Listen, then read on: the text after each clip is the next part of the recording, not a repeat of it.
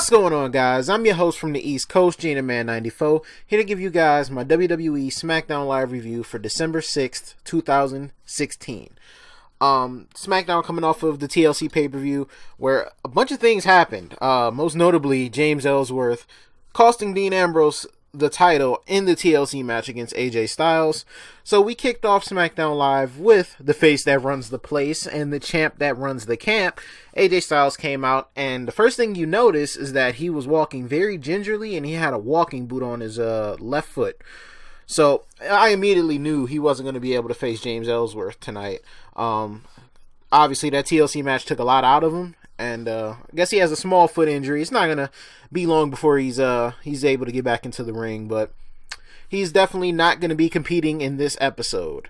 So, he gets to the ring, and then he immediately addresses the elephant in the room, and he shows a picture of his tights ripping or whatever. He had a little hole on the back of his pants, I guess, that somehow happened during the match, and he had a nice little hole right by his little butt or whatever. And he was just like, it looks great, don't it?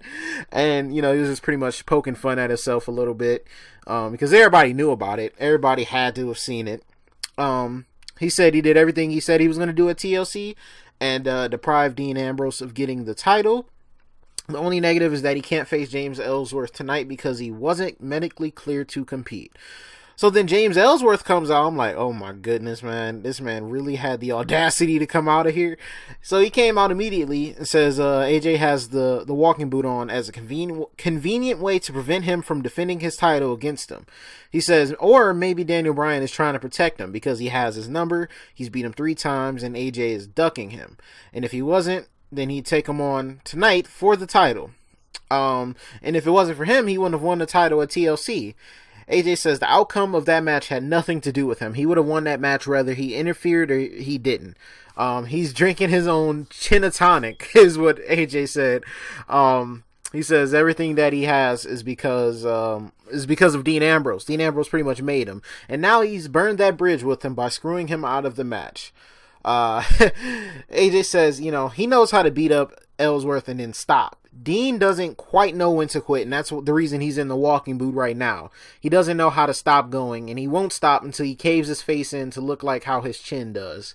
And I'm just like, dang. And AJ's been tearing him up the past couple of weeks, so if Dean Ambrose doesn't know when to stop, I think he's going to make good on what AJ said he was going to do. And just like that, right on cue, Dean Ambrose walked straight to the ring. His music hit. He walked to the ring, didn't do anything to the crowd, hopped right in the ring. Ellsworth was like, yeah, you're going to get AJ, right? Then went to go shake Dean Ambrose's hand. Dean hit him with the dirty deeds. While his music is still playing, I might add, turned around and left the ring without saying a word or even looking at AJ Styles.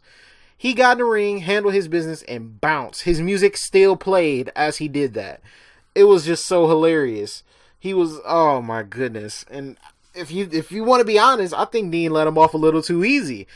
I think Dean should have probably threw him through the announce table for what he did to him at TLC, but that's all he did to him. But he did leave him laying in the middle of the ring. AJ was just on the outside of the ring like, hey, did you see that? See, I told him. Shouldn't have did that. Oh, now look at you. Now you lay down in the middle of the ring. So, the first match that we get is Bray Wyatt and Randy Orton defending their WWE Tag Team Championships against Heath, Slater, and Rhino. Rematch from TLC, of course. They're invoking their rematch clause. So, we got a pretty good match here. Rhino and Slater started off the match quickly than they did at TLC. They were a little overwhelmed then. They were caught off guard and really wanted to come out stronger than they did at TLC. But after Wyatt and Orton pretty much slowed them down, they took over. And that was pretty much all she wrote for those two. And then something pretty cool happened. As Bray was going to hit the Sister Abigail and end the match, he looked at Randy Orton in the corner and put his hand out to him to tag him in. Normally Bray is the one, try to finish off the matches or something if he has the ability to do so. But he gave it to Orton. He did the Sister Abigail movements, but instead of slamming Heath Slater, he tossed him to Orton, and Orton hit the RKO. Heath Slater did so perfectly. He turned in midair as he was getting RKO'd. Perfectly sold, perfectly executed, and Bray Wyatt and Randy Orton are still your tag team champions, which is exactly what I expected to happen. Commentary put them over too, though. They said if they keep going like this, they don't know who could beat them. And see, that's very key right there. The fact that commentary is putting them over means it's going to mean so much more for the tag team that's able to defeat them. Maybe American Alpha. That'd be a good rub for them to beat the Wyatt family, who seemingly looks unstoppable at the moment, clicking on all cylinders. So I like that little tidbit that commentary added to that match. We had Kalisto backstage, and he was asking for a rematch against Corbin, I guess. Why? I don't know. He says he feels like he's been in a car wreck after that chairs match, but he has the speed advantage over him, and speed kills. Yeah, we'll see about that. We were supposed to have Natalya versus Carmella, but then Carmella came out and spilled the tea once again. I think she should have her own little talk show or something, because she starts talking right before her matches, and then her matches wind up not even happening. So I feel like if you just give her the segment, it would make more sense to do it like that, instead of having a ref come out there and they introducing them, and then the match doesn't even get started. But yeah, Carmella was pretty much dogging Natalya out, saying she wishes she was Nikki Bella, she wishes she was on her level, wish she had the same career, wish she had the same curves as her. She's always the runner-up at everything that she does, and that's why she attacked Nikki Bella at Survivor Series. She was jealous of her and couldn't take it, so that's why she attacked her. So then Natalya came out to have the match, and as soon as she got in the ring, they started mauling each other, and the bell didn't even ring yet. They just started fighting, and then Carmella wound up outside of the ring, and she just ran away, and Natalya started chasing her, which led them all the way to the back. Carmella was gone at this point, but Natalya was catching her breath, and then she turns the corner and she sees Nikki Bella just looking at her with a disgusting look on her face, like, I can't believe you did this to me. And Natalya's like, wait, you can't believe what Carmella is saying, right? It's not. And then she just couldn't talk. She started fumbling over her words, and Nikki Bella just looked at her like, yeah, okay, all right, I see how it is, and then just turned around and walked away furiously. So it's looking like Natalya actually did attack Nikki Bella at Survivor Series, and Carmella was actually telling the truth for once. So we'll see where that goes. I'm sure they're going to have a match here pretty soon. So, like I said during my TLC review, looks like that'll be the next rivalry that Nikki Bella will be involved in, which is pretty cool. I thought she'd be going straight after the title, but apparently, Becky's going to get her rematch, and they'll finish out the rivalry that way. Corbin responded to Kalisto saying, yeah, he's fast, but you can only run for so long, and that he's going to squash him kind of like an insect. They're pretty quick, they get away from you, but that moment you catch them, boom, it's all over for them. We had the Ascension versus the Haight Bros, and I had a problem with this. It's not even the Haight Bros. Fine, you're trying to build the Haight Bros. No problem there. My problem is that the Ascension keep on losing matches, and it's really frustrating because these are my guys coming out of NXT.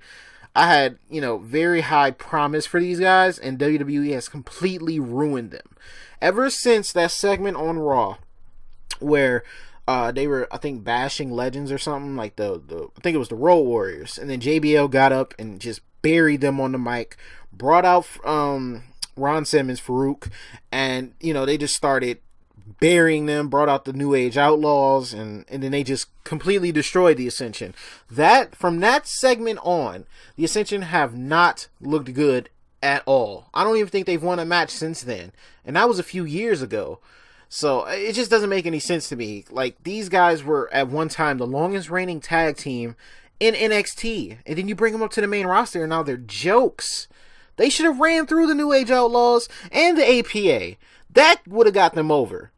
That would have put some great heat on them if they're going to be heels, and would have got them over. It would have established their dominance as a tag team, and it doesn't matter if you're a new tag team, already established tag team, or even legends. You don't step to the Ascension because you're going to fall to their wasteland.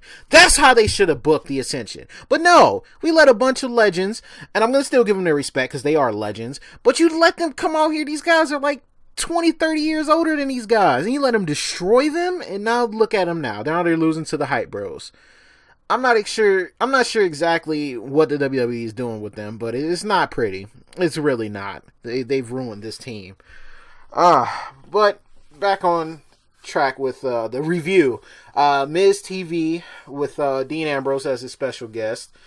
Miz immediately asked him how angry he was at James Ellsworth for doing what he did, screwing him over, backstabbing him at TLC. He must be the angriest person on the planet right now. He must be ready to run through any and everybody and destroy things and just cause a ruckus because of him getting screwed out of the WWE World Championship. And Dean was like, no, he isn't angry. He's just surprised that the guy he pretty much made, he gave him all these opportunities, helped him out, pretty much gave him a SmackDown Live contract, turned his back on him. And Miz said, Dean can't be that mad because he used him for his own agenda to get on AJ Styles' nerves, to get under his skin. And he finally fought back. He finally got tired of it and fought back against Dean Ambrose. And since he hit the dirty deeds on him, we won't be able to see Dean Ambrose face James Ellsworth tonight on SmackDown. But he shouldn't really be that mad because he kind of used him. And James Ellsworth got tired of it. Kind of had a point there a little bit.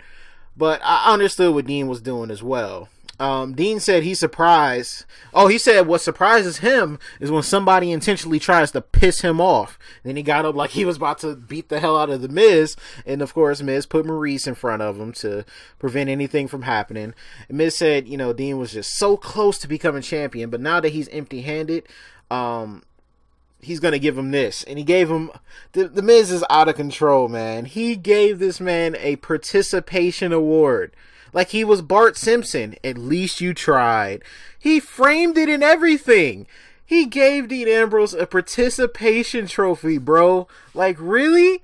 That's hilarious. That is hilarious. I love The Miz. The Miz is just awesome. No pun intended, damn it. The Miz is great for that. He gave him a participation award. And right as Dean was about to kick his ass, Daniel Bryan comes out and he's like, well, since you want to do all of this, Miz, how about we set up a match? How about Dean Ambrose faces The Miz in the main event? And then, of course, the crowd, started chanting yes. And he was like, oh, are you chanting yes because you want to see The Miz defend the Intercontinental Championship?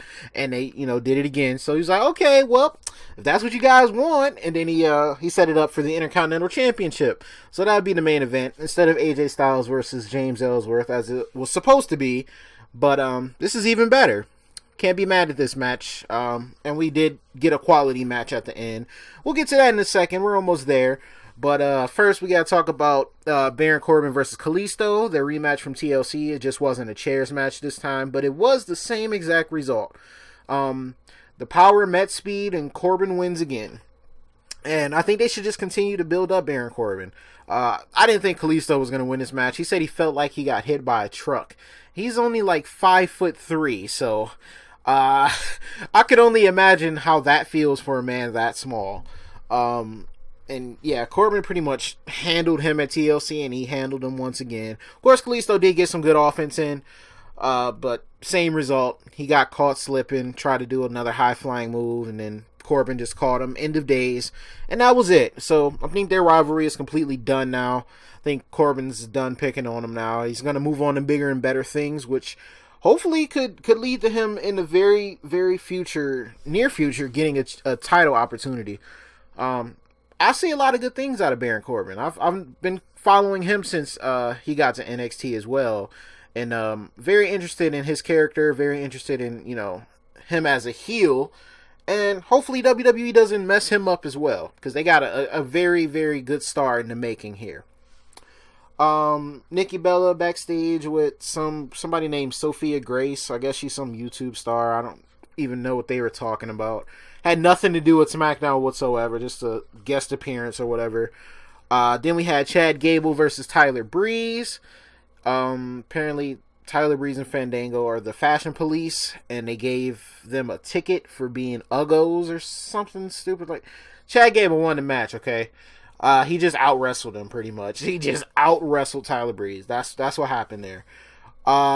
Then we get Alexa Bliss's Women's Championship celebration. She came out, held her title up on the, she got on the turnbuckle, held her title up. They gave her the nice little pyro and stuff. Real good moment. And then, she goes on her little rant. She says that at TLC, she proved that happy endings don't exist. She started talking about Becky Lynch. She says Becky called her a word that rhymes with witch. And now, this little bitch runs the whole women's division. Then Becky Lynch came down right after. She came to the ring, says she can't accept the fact that somebody like her is champion, and she's going to knock her right off the top of the mountain because it's not easy to be champion.